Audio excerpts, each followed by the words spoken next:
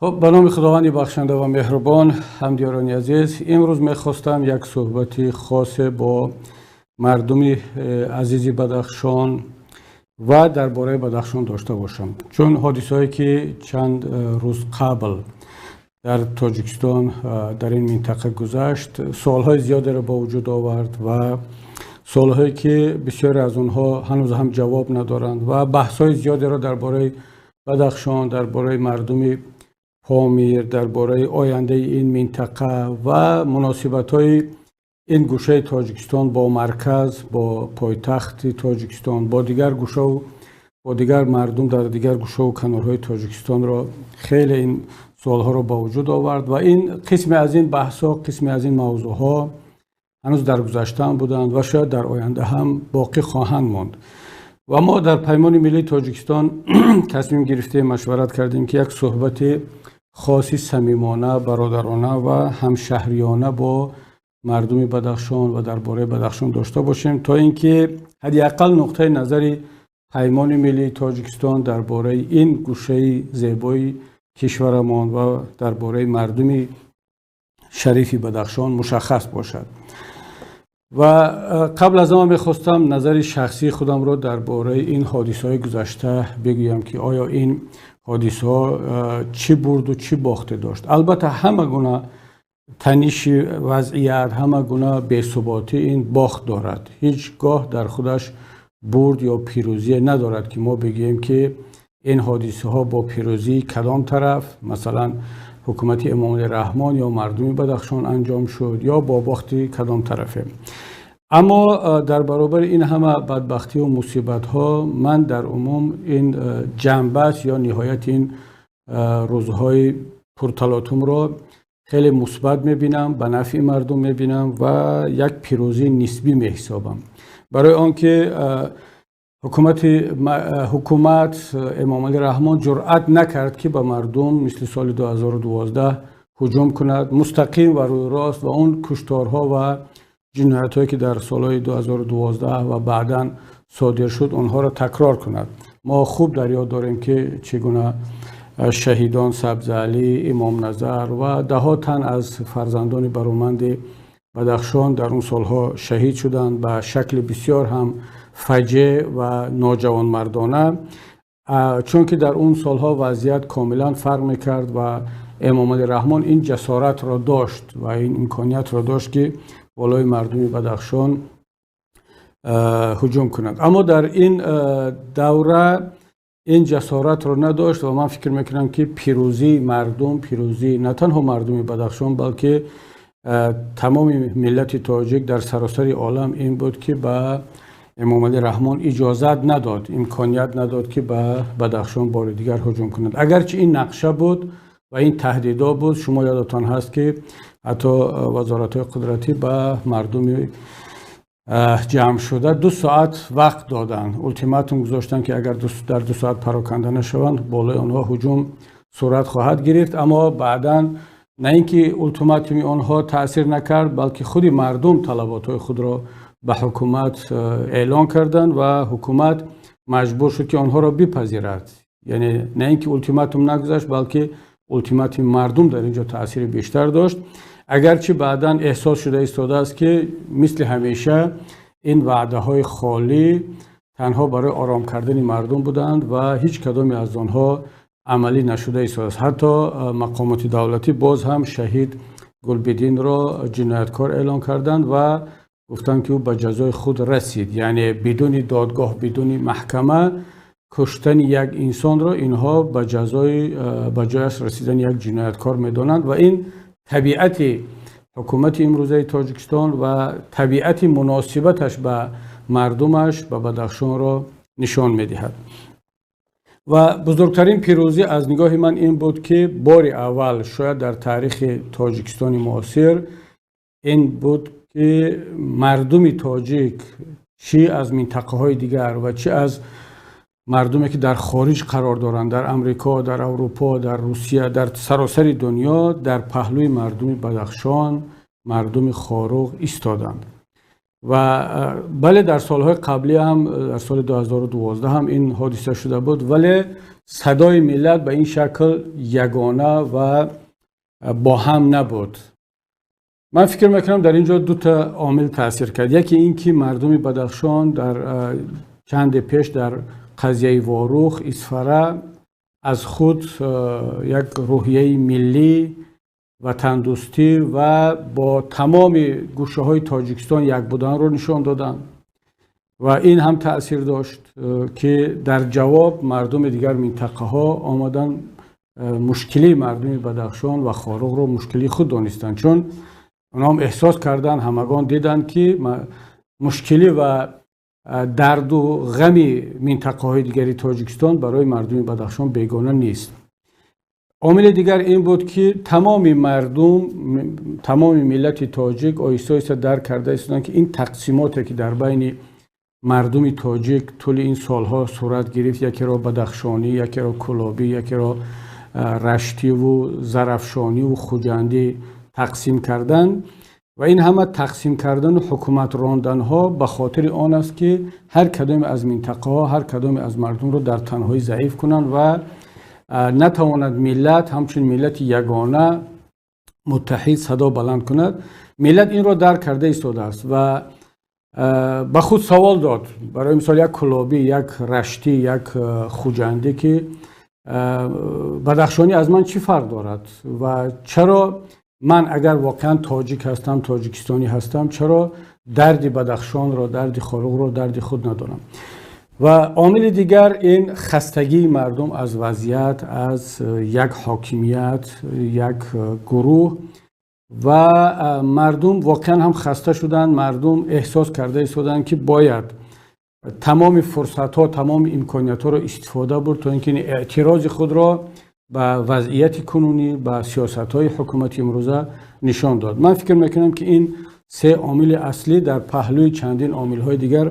تأثیر خود را رساندند تا اینکه ملت با یک صدا از تمام گوشه های عالم بیان در پهلوی مردم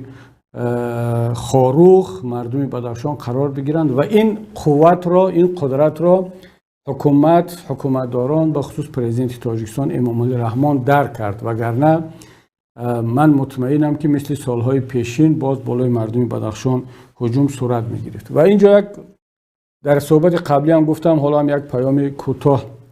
دارم به مردم بدخشان، البته نه به همه، به اون قسمتی از مردم بدخشان که فکر میکنن که قضیه های بدخشان و همه مشکلات بدخشان باید تنها از طرف خود مردم بدخشان حل و فصل شود، دیگران نباید دخالت کنند، نباید وارد قضیه شوند، بخصوص حزب و حرکت های سیاسی و آنها از آن میترسند که اگر دیگران کمک کردن، وارد شدن، قضیه سیاسی می شود، حزبی می شود، گروهی می شود، یا اینکه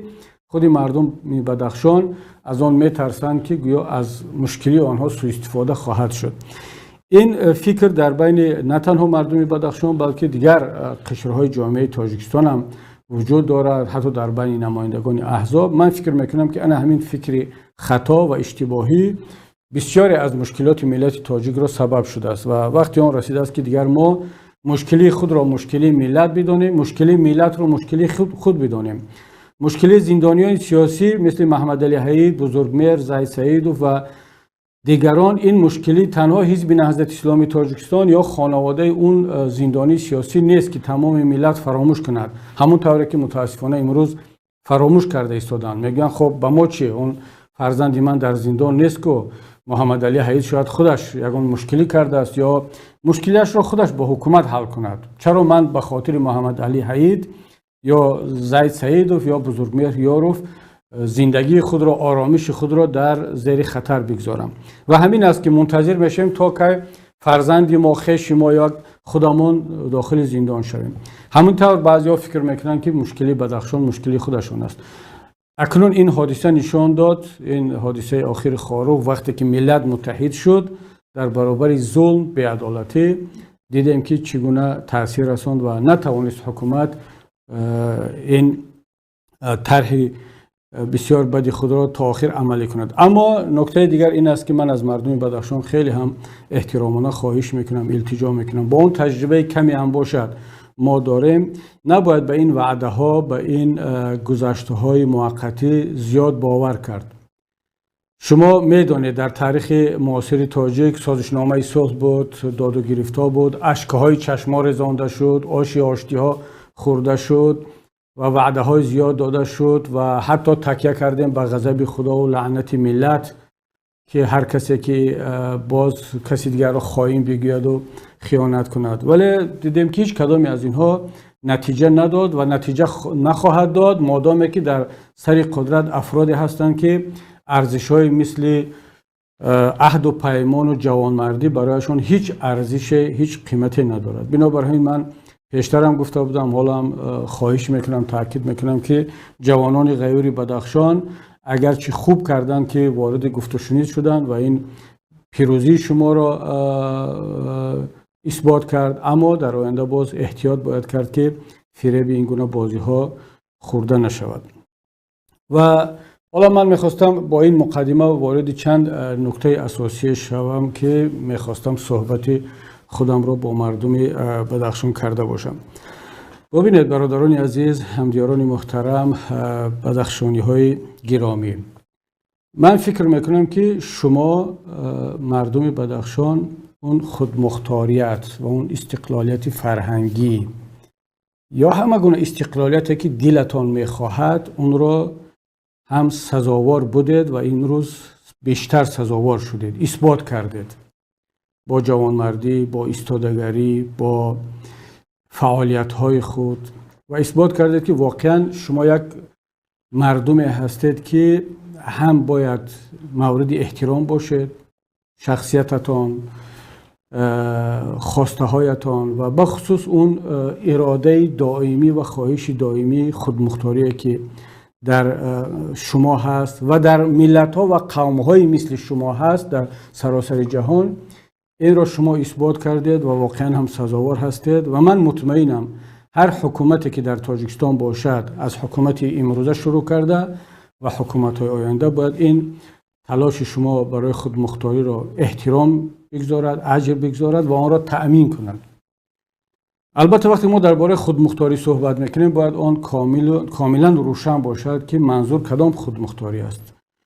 بدخشان هنوز از سالهای شوروی برابر تأسیس جمهوری شوروی سوسیالیستی تاجیکستان ولایت خودمختار در داخل تاجیکستان بود، یعنی جزء جدا نشونده تاجیکستان بود. خودمختاری وقتی یک ولایت خودمختار می شود، در شوروی هم که خیلی از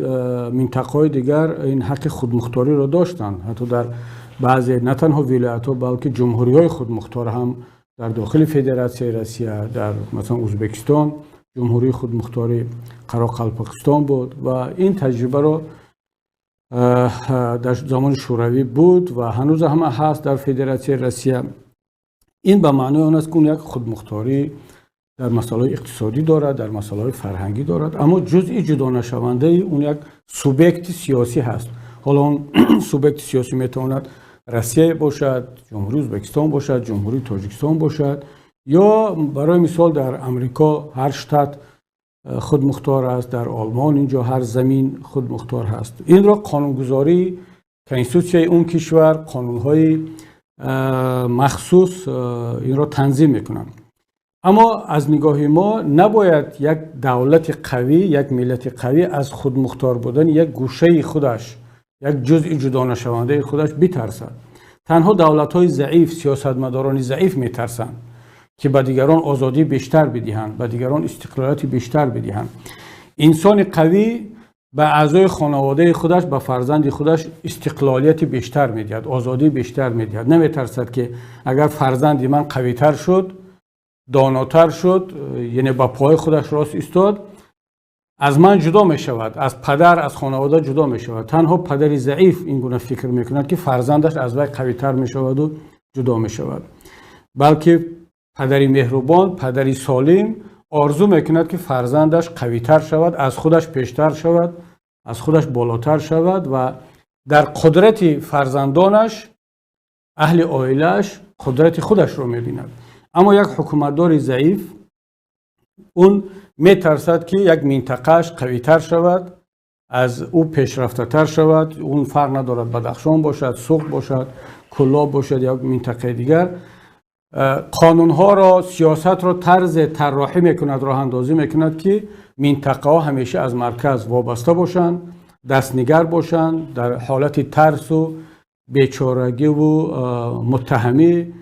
نگه داشته شوند تا اینکه توسط این وابستگی بتوانند سیاست های خود را آنجا عملی کنند. اما ما در پیمان ملی تاجیکستان به این اعتقاد هستیم، نه تنها در مسئله بدخشان بلکه در مسئله تمام ولایت ها و منطقه های تاجیکستان با آن باوری هستیم که باید پایتخت به منطقه ها صلاحیت، وکالت، استقلالیت و امکانات بیشتر را در اختیار آنها بگذارد که آنها از لحاظ اقتصادی، از لحاظ کمونیکاسیون، از لحاظ فرهنگی، اگر واقعا هم در اونجا احساس شود که از لحاظ زبانی، فرهنگی، اعتقادات یک حالتهای دیگر هست، مردم میخوان دیگر باشن و دیگر هم خود رو احساس میکنن، باید به آنها داده شود. از این ترسیدن در کار نیست. چرا ما از این بترسیم که وقتی که یک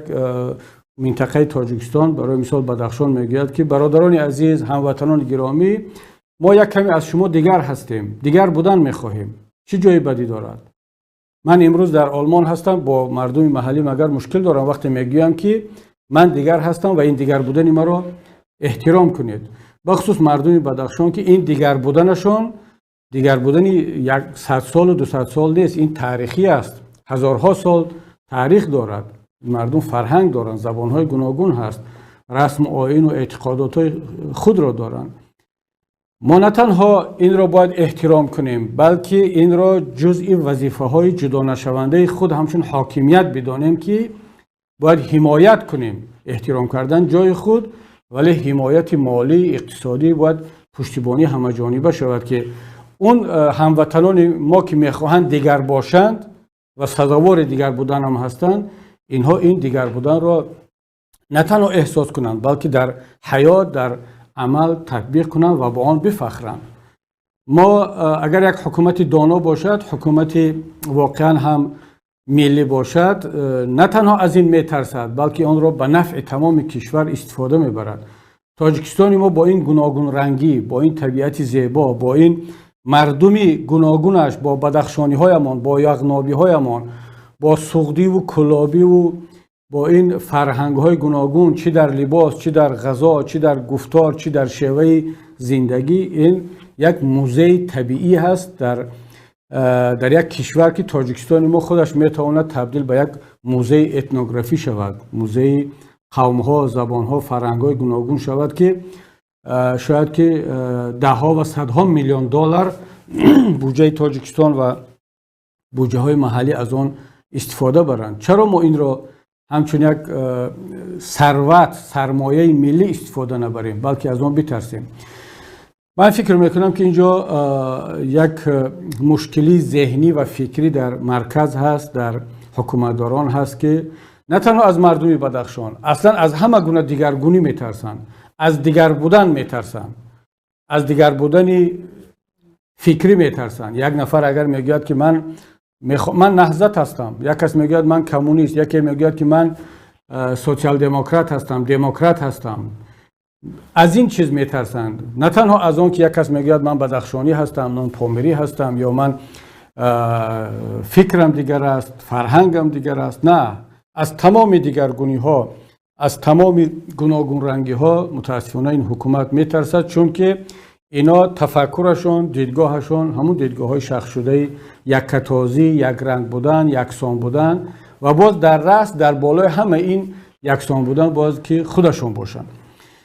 و بنابر همین پیمان ملی تاجیکستان به این باور است که تا آن روزی که این حکومت هست، این تفکر در کشور حاکم است، نه تنها مردم بدخشان بلکه مردم دیگر منطقه های تاجیکستان هم در همین گونه مشکلی خواهند بود. بنابر همین ما در پیمان ملی تاجیکستان این دیگر بودن و حس دیگر بودن را نه تنها قبول داریم بلکه احترام بگذاریم و اولین اقدامی که ما در حکومت آینده خواهیم کرد این خواهد بود که با مردم بدخشان، با مردم دیگر منطقه تاجیکستان وارد یک گفتگوی بسیار هم صمیمانه، برادرانه خواهیم شد و از اونها میپرسیم که شما چی گونه دیگر بودن میخواهید و شما چی لازم هست.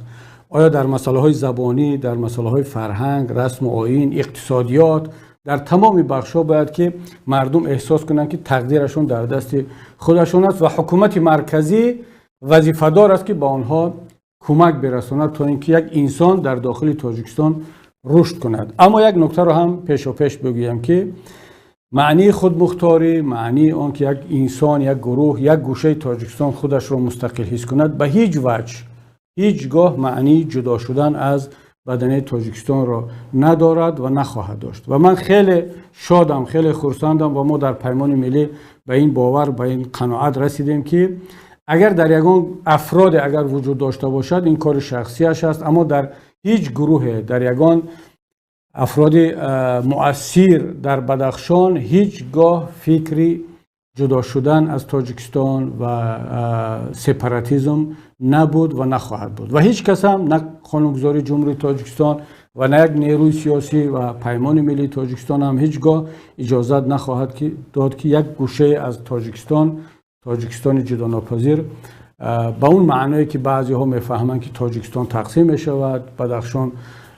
جدا می شود از تاجیکستان و دیگران در اونجا نفوذ خواهند کرد. نه، این ترس بیجا هست. در یگان بدخشانی هموطنی ما این فکر نبود، نیست. بعضی ها این را بزرگ میکنن، از اون سوء استفاده میبرن، از اون استقلال خواهی و خودمختار بودن مردم بدخشان سوء استفاده میکنن و این را طرز میخواهند نشان بدهند که در داخل این جریان فکری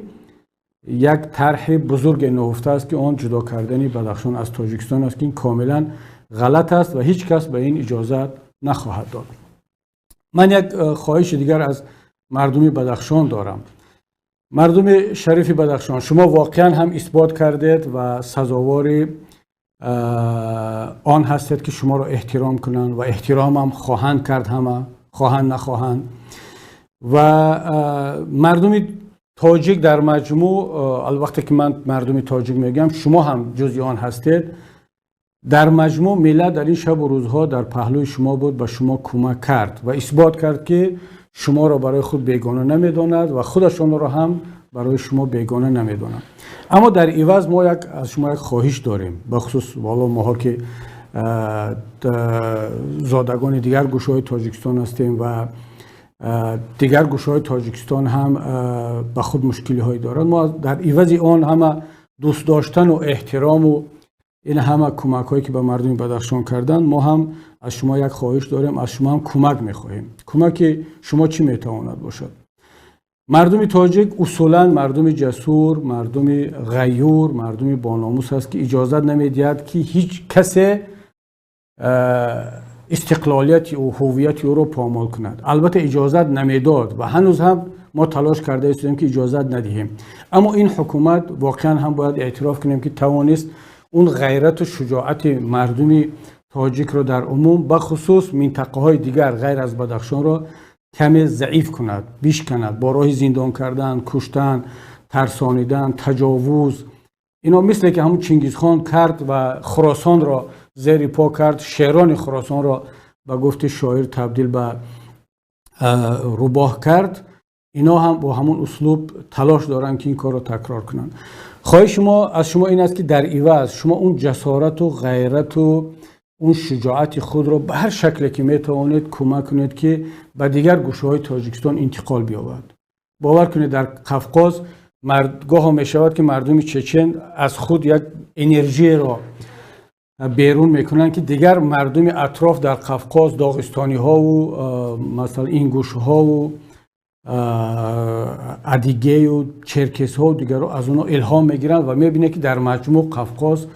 با نام جسارت و غیرتشون معروف هستند. اما گاه این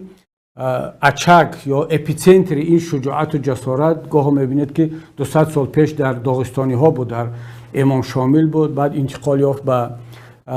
چچن ها، شاید که بعد 100 سال دیگر اون انتقال می‌یابد به یک مردم دیگری قفقازی. اما سرایتش مثل همون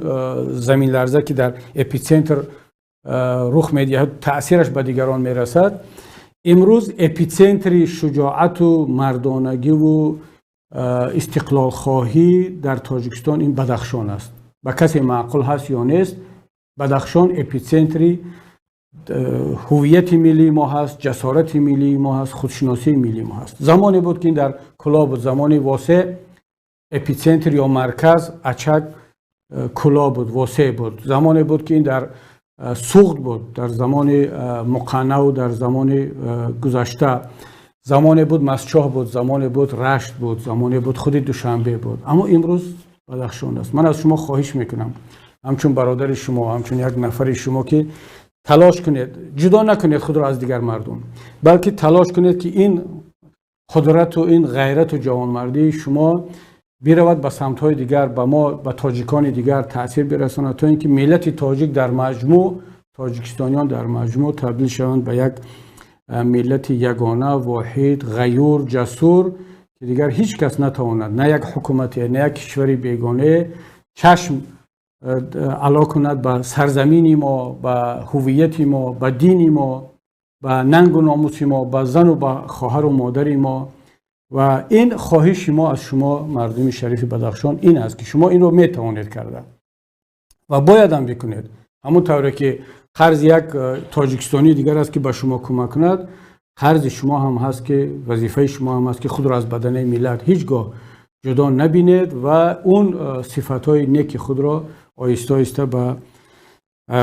گوشه و کنار دیگری تاجیکستان انتقال بدید، که این کار شدنی است انشاءالله و حتما هم خواهد شد. مسئله دیگری که من در موضوع بدخشان میبینم و چرا بدخشان هر چند سال یک مرتبه از طرف امام علی رحمان مورد هجوم قرار میگیرد، گاه هجوم فرهنگی، گاه اقتصادی، گاه حتی هجوم نظامی. اگر ما دلیل های زیادی را اینجا بیاریم وقت خیلی طولانی میشد. من چند دلیل را مختصر خواهم گفت و از همه مهمش من این را در صفت های شخصی یک مثال میبینم. متاسفانه امروز ما دارای یک نفر در رأس قدرت در شخص اول هستیم و مثل امام علی رحمان که خیلی بدرشک است، خیلی رشک زیاد دارد و نه تنها نسبت شخصیت مثل آقا خان که یکی از چهره های معروف سطح جهانی هست، بلکه نسبت همه گونه فرد موفق، فرد چشمرس، چه در اقتصادیات، چه در سیاست، چه در فرهنگ،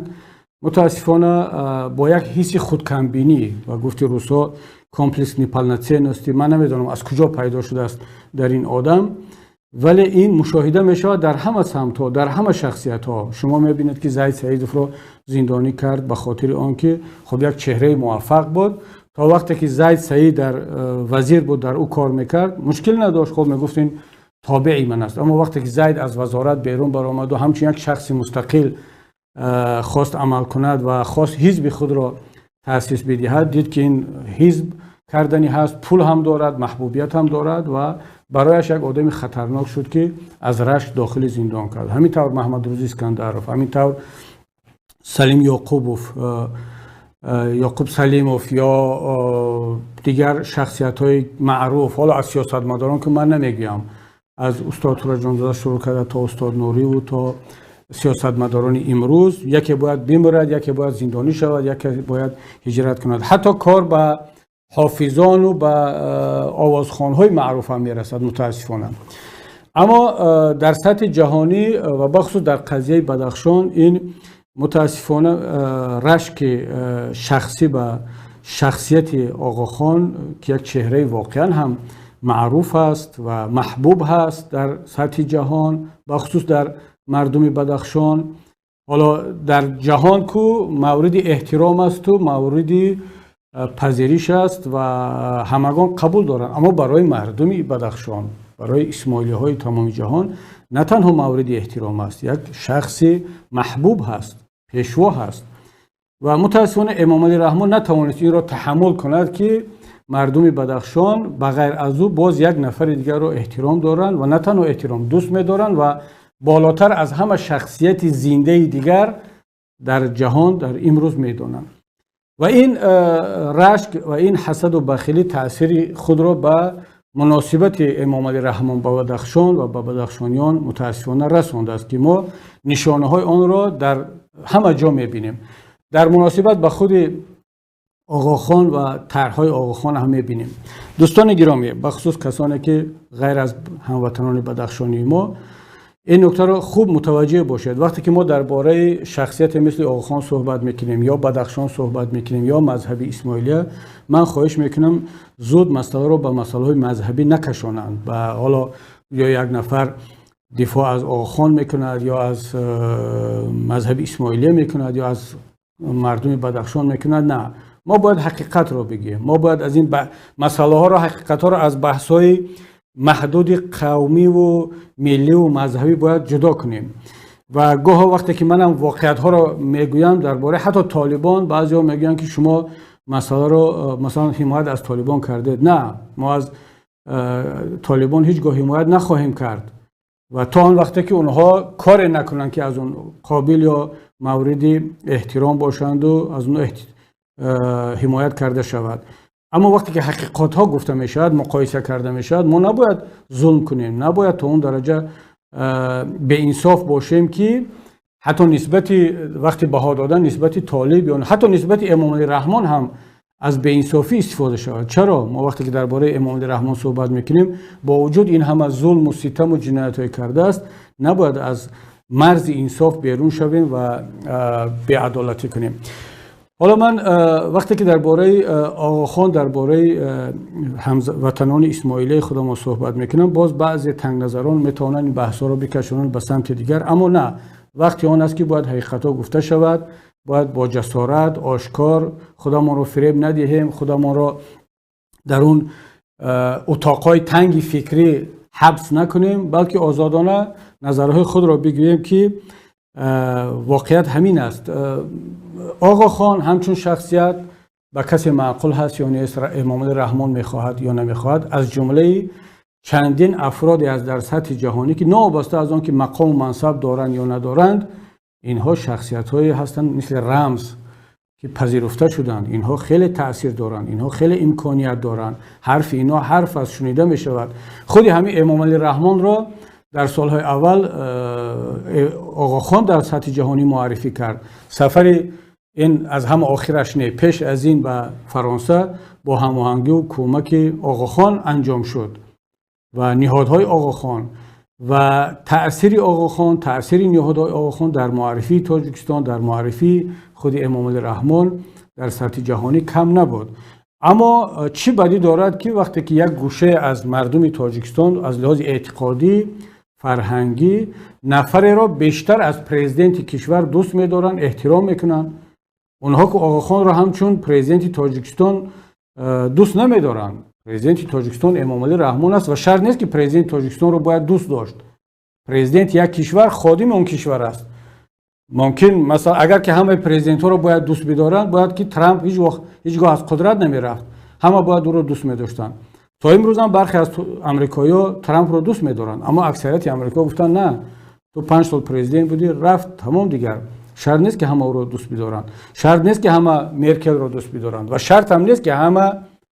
امام علی رحمان رو دوست بدارند و پرستش کنند و همچون پیشوا و همچون یک انسانی محترم بدانند.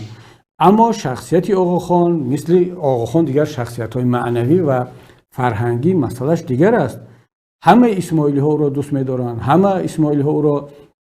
همچون پیشوای خود قبول دارند، همون طوری که همه مسلمان ها حضرت محمد صلی الله علیه و سلم را با شمول شیعه و سنی و برادران اسماعیلی ما هم همچون پیامبر قبول دارند، دوست می‌دارند، احترام میکنند. در عالم اسماعیلیه جایگاهی آقاخان و دیگر امامان بعد از پیامبر و بعد از دیگر امامان باز قداست دارد، جایگاه دارد و شرط نیست که امام علی رحمان خودش رو رقیب آقاخان حساب کند یا آقاخان رو رقیب خودش بداند. چون انسان وقتی که این مسئله رو از هم جدا کردن نتوانست، دیگر یک صنعتکار رو هم رقیب می‌بیند، سیاستمدار رو هم رقیب می‌بیند، تاجر رو هم رقیب می‌بیند و یک شخصیت خارجی و پیشوای معنوی یک قوم و یک گروه دیگر رو هم برای خود رقیب می‌بیند که این مشکلی، این مریضی ذهنی است دیگر. و این تاثیر خود را به سیاست او در منطقه بدخشان رسانده است و ما می‌بینیم که بهترین پروژه‌های اقتصادی، فرهنگی، کمیونیکاسیونی که آقاخان در تاجیکستان داشت، اینها یا در نیمه راه ماندن یا محدود شدن یا اصلا عملی نشدن. حالا که آقاخان میتونست با اون امکانیت خودش با راه لابی کردن و جمع آوردن سرمایه نه اینکه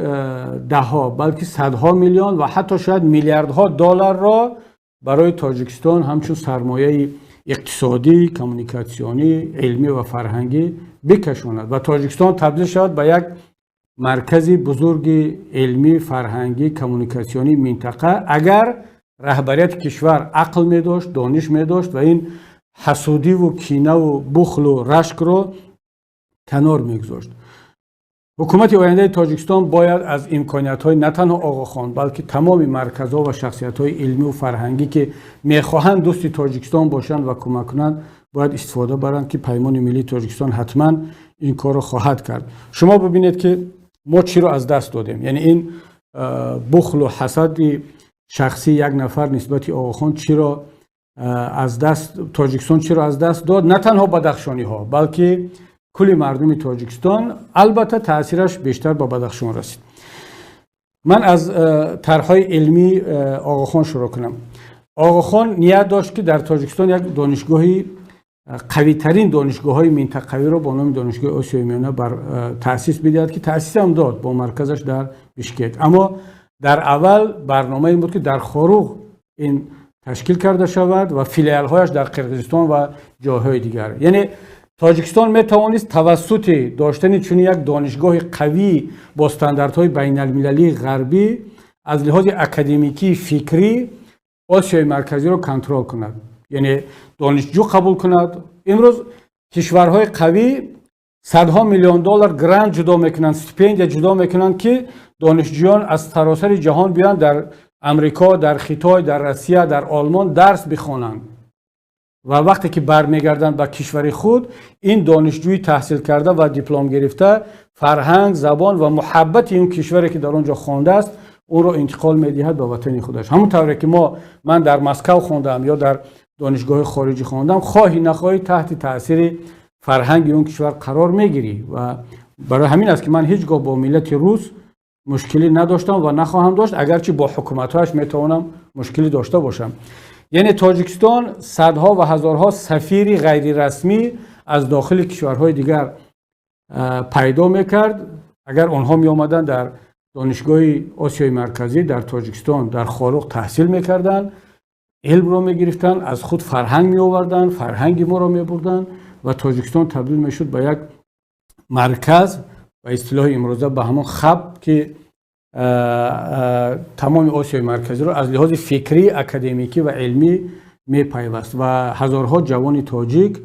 در داخل تاجیکستان با استانداردهای پیشرفته جهانی درس می‌خواندند. امروز دانشجویان تاجیک می‌روند در بیشکک درس می‌خوانند یا در جاهای دیگر و آقاخان مجبور شد که مرکز این دانشگاه را به بیشکک بکشاند، حالا که برنامه تاجیکستان بود. چرا این کار کرد؟ برای آنکه این بخل و حسد امکان نداد، اجازت نداد و اون ترس از مردم بدخشان، ترس از آنکه بدخشان قوی می‌شود، مستقل می‌شود، بدخشان پیشرفته می‌شود و این کوتاه نظری باعث گشت که امروز ما فقط یک فیلیال داریم در خاروغ، در صورتی که مرکز در قرقیزستان است. مگر در قرقیزستان ما چند هزار اسماعیلی داریم یا پیروان آقاخان داریم که آقاخان مجبور شود مرکز دانشگاهش رو در بیشکک بزند، در قرقیزستان بزند. این واقعا هم باختی بزرگ، باختی تاریخی، باختی استراتژی تاجیکستان بود که توسط سیاست‌های بیخیرانه ی حاکمیت صورت گرفت. حالا باز ما ببینیم که کدام یک دانشگاه بین المللی آماده می شود که شعبه خود را، فیلیال خود را در دوشنبه با اون استانداردهای پیشرفته ثبت نام کنه. البته من نمیخوام اینجا طولانی صحبت کنم، من میخواستم یکی از بیناهای نیم ساخته‌ای که خودم داشتم بعد اون رو به دانشگاه تبدیل کردم و فیلیال یکی از دانشگاه‌های مالزیا رو در اونجا تأسیس بدهم و رفتم به وزارت معارف، رفتم به مالزیا، گفت و شنید کردیم. مالزیاگا آماده بودن، عکس‌ها رو روان کردم که در اینجا فیلیال دانشگاه مالزی را بزنن، اما وزارت معارف این کار رو کشال دادن. البته ما کار رو به یک جای نتوانستیم چون که این حادثه ها شروع شد از سال 2012 به بعد. دیگر منم فهمیدم که در تاجیکستان هیچ گونه طرح اقتصادی علمی از طرف مردم مستقلانه امکان ندارد و از این فکرم دست کشیدم و همین تجربه آقاخان برای ما هم عبرت شد که در تاجیکستان این چیز امکان ندارد. دیگر طرح‌های اقتصادی هم ببینید هنوز در پارلمان کشور است، در خود پایتخت هم طرح یک فرودگاه بین المللی در خاروق قبول شده بود و دانارها هم سریعا فکر کردن نزدیک 260 میلیون دلار از طرف دانارها با هماهنگی نهادهای آقاخان پیدا شده بود و باید در خاروق یک فرودگاه بین المللی ساخته میشد و تا اینکه این گوشه تاجیکستان با عالم با دنیا مستقیم پیوست شود. چرا یک بدخشانی حتما باید بیاد از دوشنبه یا از کلاب یا از خوجند پرواز کند؟ یعنی یک روز با ماشین می آید تا اینکه از تاجیکستان پرواز کند. چرا یک بدخشانی، یک خاروقی، یک شغنانی، یک ونجی، دروازی، اشکاشمی راحت از خاروق پرواز نکند به دبی، به استانبول، به مسکو، حالا حداقل به کشورهای اسنگی، به الماتا، به هر کجایی که پرواز میکند و بعد از اونجا به هر گوشه دنیا برود؟ این شرط است که باید به دوشنبه برود. نداشتن فکر ملی، نداشتن فکر استراتژی و خیلی هم تنگ، داشتن فکر تنگ باعث می شود که شما بیاید یک منطقه دوردست تاجیکستان را از پیوستن به جهان محروم کنید و او را مجبور کنید که بیاید به دوشنبه تا که از اونجا پرواز کند. اگر خاروق پیوستی مستقیمی اویاسیونی با جهان داشته باشد چه مشکلی دارد؟ از چی میترسیم ما؟ برای از یک گوشه تاجیکستان آباد می شود. در تمام دنیا همین است، به خصوص که با این مبلغ سرمایه ها از طرف خارجی ها داده می شود. بسیاری از مردم سیاح در دنیا اونا میخوان محض پامیر رو ببینن، بدخشان رو ببینن. یکی از معروف ترین گوشه های توریستی تاجیکستان بین سیاحان اروپایی، من با آنها صحبت میکنم، آنها میگن ما میخوایم بدخشان رو یک بار بریم ببینیم. یعنی وقتی اون میبیند که مرشروط را باید که به بدخشان از طریق دوشنبه یا از طریق بیشکک برسد حساب میکند، وقتی زیاد ندارد، چند روزش صرف میشود،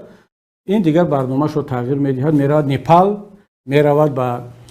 پاکستان، او میخواهد اون فرهنگی منطقه‌ای را ببیند که به بدخشان ما نزدیک است. این اون هیمالای، هندوکوش و پامیر، یا حتی به قرقیزستان میرود، از اون قسمت قرقیزی پامیر. و اگر او بداند که یک پرواز مستقیم است از مسکو راست میرود به خاروق یا از استانبول، از نمیدونم استانه، از شهرهای دیگر، براش راحت‌تر است و صدها میلیون دلار از طریق توریست‌ها وارد تاجیکستان میشود، هم وارد بدخشان و هم وارد تاجیکستان. و بله، مردم بدخشان از اون استفاده میکنن، تجارت، مهمانخانه‌ها، رستوران‌ها کار می‌دراید و هزارها ساکن خاروق و روشان و اشکاشیم صاحب جای کار میشوند. اما برای این یک عقل استراتژی باید داشت، برای این جسارت سیاسی باید داشت که اجازت بده که یک منطقه استقلالیت اقتصادی داشته باشد. حتی کار به درجه رسید که نه تنها فرودگاه را اجازت ندادن، ترمینال تاموژنی که در خاروق بود یا در منطقه مرزی، اون را همچون ترمینال برای گذشتن ماندن، اما رستماش که مالها باز در دوشنبه صورت میگیرد. خب در کجای دنیا این هست؟ خب در هر کجای، هر مرزی که شما گذشته در تمام دنیا، در همونجا، در همون ترمینال رستماش که می شود، حساب و کتاب می شود و خب این قاعده است که یک مقدار، یک فایز مبلغ همیشه از این حساب در بودجه محلی میموند. اما برای آنکه این تجارت در دست مردم محلی نباشد، برای آنکه بودجه محل از این درآمد نگیرد، این رو هم باز بردن. یعنی 500 کیلومتر، 600 یا نزدیک 1000 کیلومتر باید اون ماشین از مرز چین، از مرغاب طی کند بیاید تا اینکه در دوشنبه رستماش کرده باشد. این همش دلالت از آن میکند که یک تفکر استراتژی نیست و از همه بدیش یک سیاست بسیار مغرضانه نسبت یکی از گوشه‌های تاجیکستان است. و همین طور دیگر طرح‌های بزرگ مثل گس که باید در ناحیه روشن در مجرای دریای پنج یک گس بزرگ ساخته میشد تا اینکه نه تنها بدخشان بلکه شاید منطقه‌های دیگری افغانستان و قسمی از تاجیکستان را هم با برق تأمین میکرد. پروژه تیار بود، پروژه هست و حتما من شک ندارم که در اونجا با کمک و هماهنگی نهادهای آقاخان این سرمایه برای ساختن این گس پیدا میشد. اما یک باره این طرح هم از بین رفت، خاموشی. البته مردم بدخشان خودشون بهتر میدونن، حس میکنن که چرا. اما من شخصا و ما در پیمان ملی رو این رو جزء اون پاکت مسائل میدونیم که بدخشان و تاجیکستان در مجموع از به خاطر سیاست‌های پر از رشک و حسد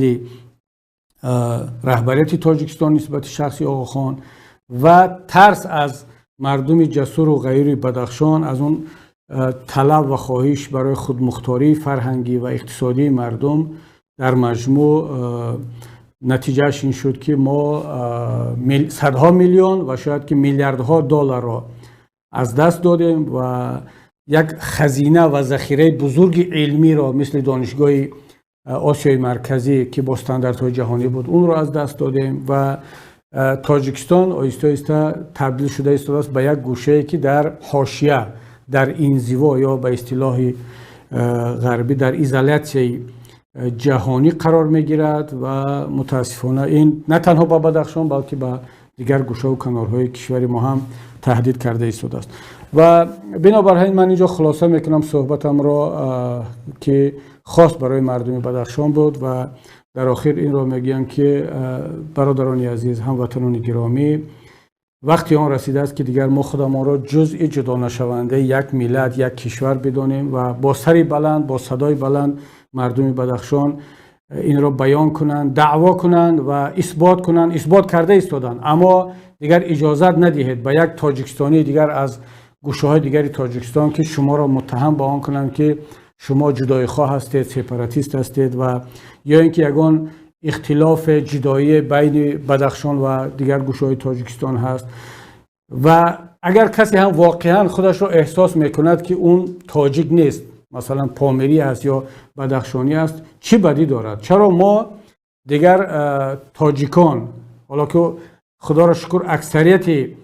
مردم بدخشان خود را تاجیک میدانند، خود را تاجیک معرفی میکنند، حداقل اونهایی که من میشناسم و صحبت میکنم اونها میگن ما تاجیکیم به معنای وسیع کلمه،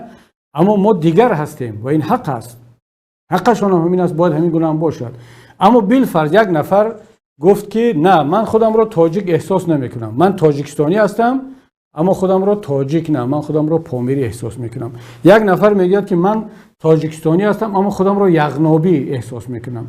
شاید یک نفر دیگر بگه که من تاجیکم، تاجیکستانی ام، اما بیشتر خودم را کلابی احساس میکنم یا قبل از همه کلابی یا سغدی احساس میکنم بعد تاجیکستانی. ما چرا از این بترسیم؟ چرا به یک انسان حق ندهیم که خودش را همون طوری که احساس میکند بشناسد و بدون ترس، بدون کدام خجالت آن را آشکار کند، بگوید؟ تا کی ما هویت‌های خود را، شخصیت‌های خود را پنهان می‌داریم و اون را عیب می‌دانیم؟ یک کس را مجبور می‌کنیم که او حتما باید خودش را تاجیک معرفی کند یا تاجیکستانی یا بدخشانی یا کلابی یا مسلمان یا ازبک یا لقای یا غیر مسلمان. چرا؟ مگر وقتی اون نرسیده است که ما تکیه به انسان‌های آزاد کنیم و احترام کنیم یک نفر رو که خودش رو چی احساس میکند؟ بنابراین من از همه برادران بدخشی خواهش میکنم که در بیان هویت خود، احساسات خود خجالت نباشید، آشکار بگویید که خودتون رو چگونه احساس میکنید. ما شما را همون طوری که هستید دوست خواهیم داشت و دوست هم میداریم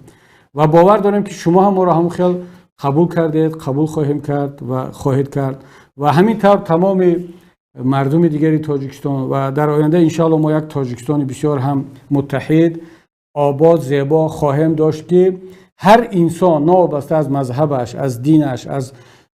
مکان تولدش، از اون احساسات داخلیش تاجیکستان را خانه یگانه خود بداند، دوست بدارد و در آنجا خود را آزاد احساس کند. تا رسیدن به چنین یک تاجیکستان یکایک شما را به پروردگاری منان می‌سپارم.